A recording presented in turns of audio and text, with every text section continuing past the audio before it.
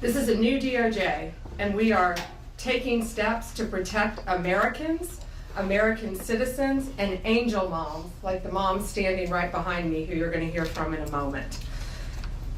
New York has chosen to prioritize illegal aliens over American citizens. It stops today.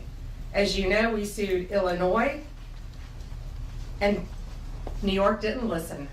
So now you're next. Millions of illegal aliens with violent records have flooded into our communities, bringing violence and deadly drugs with them. With me today, I'm so proud to be joined by Tammy Nobles. Tammy is an angel mom. Her beautiful daughter, Kayla Hamilton, was murdered by an MS-13 member in 2022. Kayla had just turned 20 years old, and she was raped and murdered by someone who should not have been in our country. Yet, he was released, flown to Maryland, where he committed this violent murder. I just want you to hear from, Tammy. Tammy represents not only herself and her family, but all of the great angel moms around this country who have suffered because of what the Biden administration did, and it is over. Thank you for having me here today and being able to share Kayla's story.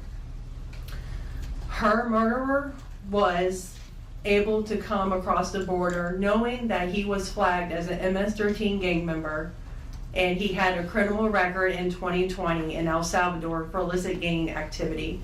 He came over as an unoccupied alien child, saying that he was afraid of gang activity in his country. Health and Human Services called him a nice boy, and he showed age-appropriate behavior. That fell so wrong when he murdered my daughter. He ended up in Maryland, where he was able to rent a room in the same mobile home as her. We thought it was a legit company that were renting out these rooms, but it turned out that it was another illegal immigrant who owned these mobile homes, and he knew Walter from El Salvador. He knew him and allowed him to rent a room with my child. Kayla just turned 20 years old 3 days before she was murdered. Her murderer was only living there for 5 days before he viciously strangled her, raped her, and left her on the floor like trash and robbed her of $6. I have been sharing her story for over 2.5 years to bring change, because this should not have ever happened to Kayla, and it shouldn't be happening to other families being hurt by the border. Homeland Security did not do their jobs. They did not check his background. You know, they did say that he was processed. So if they processed him, they knew that he was a gang member and still allowed him here. Health and Human Services did not verify the sponsor and allowed him to go with a sponsor that they don't even know if it was his cousin or his aunt.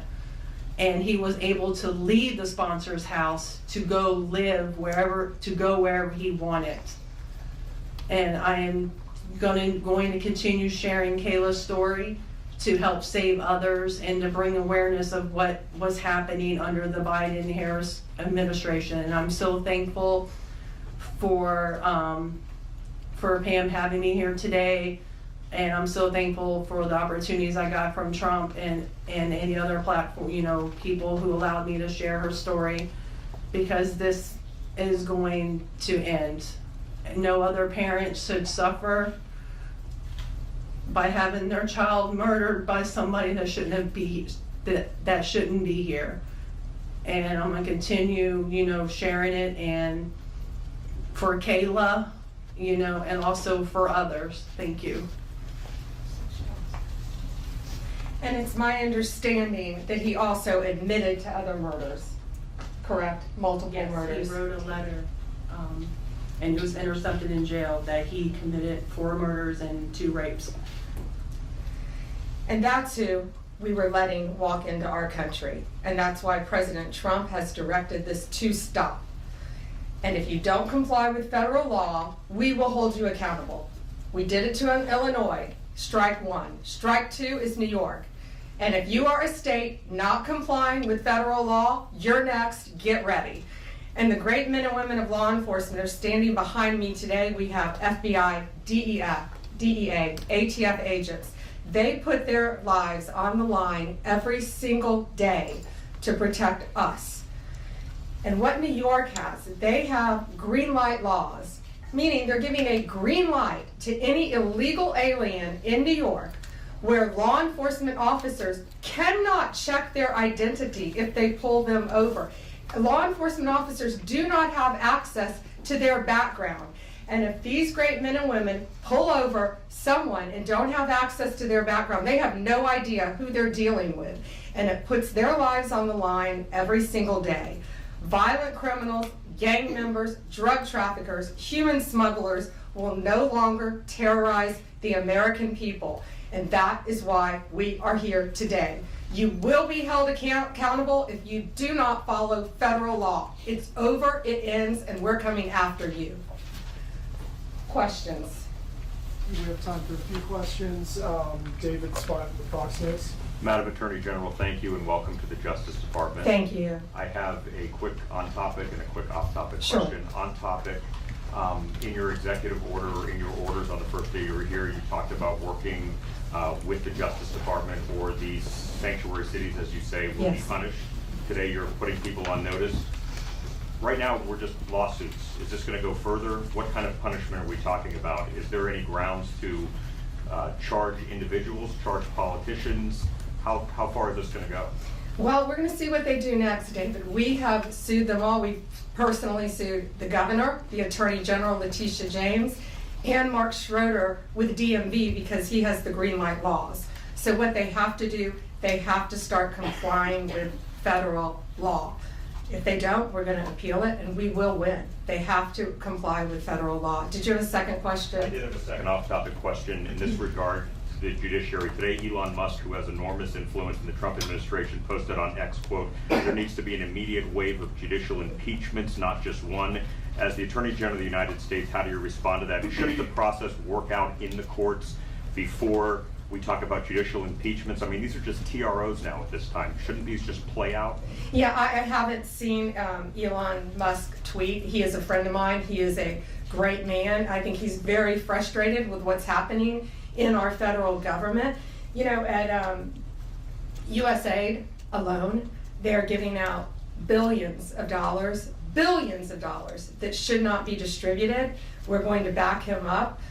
You know, we work our whole lives in this country and we all pay taxes in this country. And for people to find out that $2 million is going to Guatemala for sex changes is outrageous. And we're going to back up Elon Musk every way we can. That includes lawsuits against these people who are doing that, and we will be successful. Do you have concerns about judicial impeachments? That's not going to happen now. We're going to look at everything. We're going to follow the law right now. We're going to follow the process. These are federal judges with lifetime appointments, but they will be struck down ultimately by the Supreme Court of the United States if the appellate courts don't follow the law as well. Lana Richard with the AP. Hi. Hi. Thanks so much. I also have an on-topic and an off-topic. Sure. First of all, can you just briefly walk us through what the legal claims are you're making in this lawsuit? Yeah, absolutely. So the green light laws are that, this is what the green light law says. It's a green light to illegal immigration, which says they can comply. That law is unconstitutional. They can't do that. And what they've done is they have a tip-off provision that requires New York's DMV commissioner to promptly inform any illegal alien when a federal immigration agency has requested their information. So think about the men and women in law enforcement behind me. That's basically, that's not basic, it's tipping off an illegal alien and it's unconstitutional. And that's why we filed this lawsuit, and that's why we charge Mark Schroeder too, because he runs DMV. Oh, I'm sorry, you had a second question. Yeah, my off-topic question. I wanted to ask about Mayor Eric Yes. Adams' case. As of at least a few moments ago, SDNY still has not dropped that case. Have you or other DOJ leadership spoken to the acting U.S. Attorney in SDNY since the memo was sent earlier this week? And what will you do if she refuses to drop the case? I have not spoken to her. I know our acting DAG, Emil Bove, has spoken to her, and Chad Mizell may have spoken to her, but that case should be dropped. It was done at the directive of Emil, so that case should be dropped. I did not know that it had not been dropped yet, but I will certainly look into that. Reagan, Daily Caller. Hi, Hi, thank how are you. you?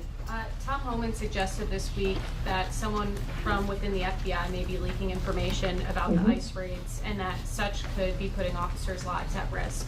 Has the DOJ gotten any closer to determining if these leaks are coming from within the FBI?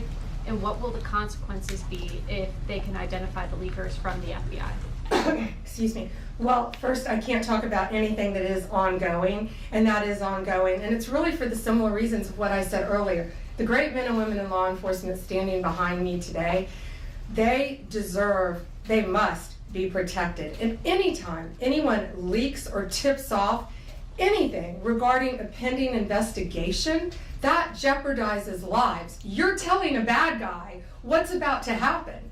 It could jeopardize the lives of all the men and women in law enforcement. We will not stand for it. We will find you. We're going to investigate it, no matter what agency it came from. We don't know for certain. We have an open investigation, so I can't talk about it in detail, but we will do everything in our power to hold you accountable, and it is a crime, and you will be prosecuted when we find you. Okay, guys, time for one more. Alana Austin is next. Hi, Madam Hi, Alana. Attorney General. Thank you so much for your time. I was also interested in hearing specifically what the interactions have been like with Mayor Adams. And I know he has a little bit of a different tone than some of the other Democrats out of the Empire State. And then also Denver Mayor Mike Johnston, because before the President Trump went back into office, he had issued some words about a potential standoff and then walked that back. So I was curious to see what things have been like out of New York City and Denver officials. Yeah, well, we're hoping that in New York, Mayor Adams is going to cooperate with us with the sanctuary cities and the illegal aliens.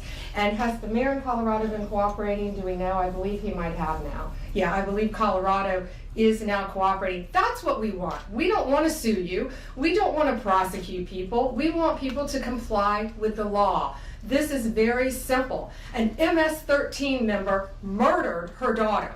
That's happening throughout this country. We have one angel mom is too many.